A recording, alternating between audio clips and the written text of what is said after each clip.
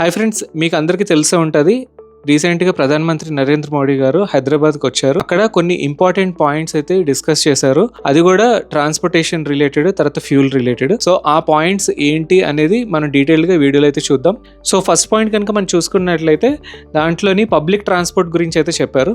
So public transport ఎక్కువ use చేయమని అయితే చెప్పారు. సో పబ్లిక్ ట్రాన్స్పోర్ట్ యూస్ చేయడం వల్ల చాలా వరకు పెట్రోల్ మరియు డీజిల్ కన్సంప్షన్ అనేది తగ్గుతుంది. సో అందుకు పబ్లిక్ ట్రాన్స్పోర్ట్ అయితే ఎక్కువ యూస్ చేయమన్నారు. ఇప్పుడు కనుక మనం చూసినట్లయితే గ్లోబల్ వైడ్గా చాలా వరకు కంట్రీస్ పెట్రోల్ కానీ డీజిల్ కానీ ప్రైజెస్ చాలా వరకు అయితే పెంచారు.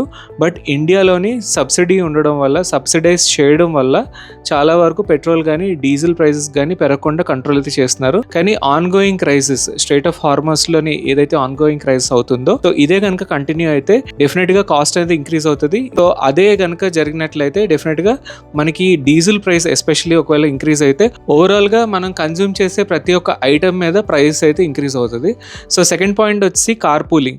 సో ఒకవేళ మనం ఆఫీస్కి వెళ్తున్నాము, సో ఆఫీస్కి వెళ్ళేటప్పుడు కనుక మనం కార్ పూలింగ్ కనుక మనం యూజ్ చేసుకున్నట్లయితే, అంటే ఒక వెహికల్లోని ఒక 3 members 4 members కనుక మనం ఒకేసారి ట్రావెల్ చేసినట్లయితే పెట్రోల్ కానీ డీజిల్ కానీ సేవ్ చేసిన వాళ్ళు అవుతాము. సో ఒకవేళ మీరు కార్ పూలింగ్ కనుక ఇంట్రెస్టెడ్ అయితే డెఫినెట్గా 2 యాప్స్ అయితే నేను సజెస్ట్ చేస్తాను. అది క్విక్ రైడ్, తర్వాత ఎస్ రైడ్. సో ఈ యాప్స్ మీరు డెఫినెట్గా Tier 1 సిటీస్లో ఉన్నట్లయితే చాలా వరకు కార్ పూలింగ్కి అయితే యూజ్ అవుతాయి.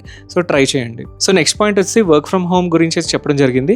సో వీలైనంత వరకు companies work from home option ఇవ్వాలి ఎంప్లాయీస్కి అని అయితే సజెస్ట్ చేయడం అయితే జరిగింది. కోవిడ్ లాంటి సిచ్యువేషన్ కనుక మనకి ఫ్యూచర్లో రిపీట్ అయితే ఎలా ఉండబోతుంది. సో ఓవరాల్గా అయితే మనం state government rules and regulations ఏవైతే ఉన్నాయో అది రిలీజ్ చేస్తుందా లేదా అనేది మనం వేచి చూడాల్సి ఉంటుంది. సో నెక్స్ట్ పాయింట్ వచ్చేసరికి లాంగ్ డిస్టెన్స్ ట్రావెల్ అనేది అవాయిడ్ చేయమన్నారు. ఎస్పెషలీ ఫారెన్ కంట్రీకి ట్రావెల్ చేయడం కానీ, ఒకవేళ అది ఎమర్జెన్సీ కాకపోతే వీలైనంత వరకు పోస్ట్ పోన్ చేసుకోమన్నారు. ఎందుకంటే కరెంట్ సిచ్యువేషన్ నుంచి బయటకు రావడానికి. ఫైనల్ పాయింట్ చూసుకున్నట్లయితే ఈవీ వెహికల్స్ అయితే చూస్ చేసుకోమన్నారు.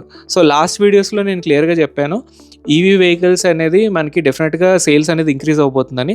ఈరోజు ప్రధానమంత్రి నరేంద్ర మోడీ గారు కూడా అదే చెప్పారు. సో ఈవీస్ వీలైనంత వరకు పర్చేస్ చేయమని చెప్పారు.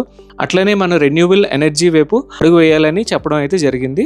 ఫైనల్గా ఈ crisis as a citizen of India మనం ఎలాగ మేనేజ్ చేయాలి అని కనుక చూసుకున్నట్లయితే, first of all long distance travel అనేది మాక్సిమం అవాయిడ్ చేయండి. ఎమర్జెన్సీ అయితేనే కానీ ట్రావెల్ చేయొద్దు. అట్లనే మనం రెగ్యులర్ ట్రావెల్ ఏదైతే ఉందో వీలైనంత వరకు మన 2 wheelers యూజ్ చేయడానికి ట్రై చేయండి. 4 wheelers అవాయిడ్ చేయండి. అట్లనే లాస్ట్ పాయింట్ వచ్చి పబ్లిక్ ట్రాన్స్పోర్ట్, మెట్రో యూజ్ చేయండి, లేదంటే బస్సెస్ యూజ్ చేయండి, లేదంటే MMTS యూజ్ చేయండి. సో ఈ వీడియో డెఫినెట్గా మీకు యూస్ఫుల్ అయింది అనుకుంటున్నాను.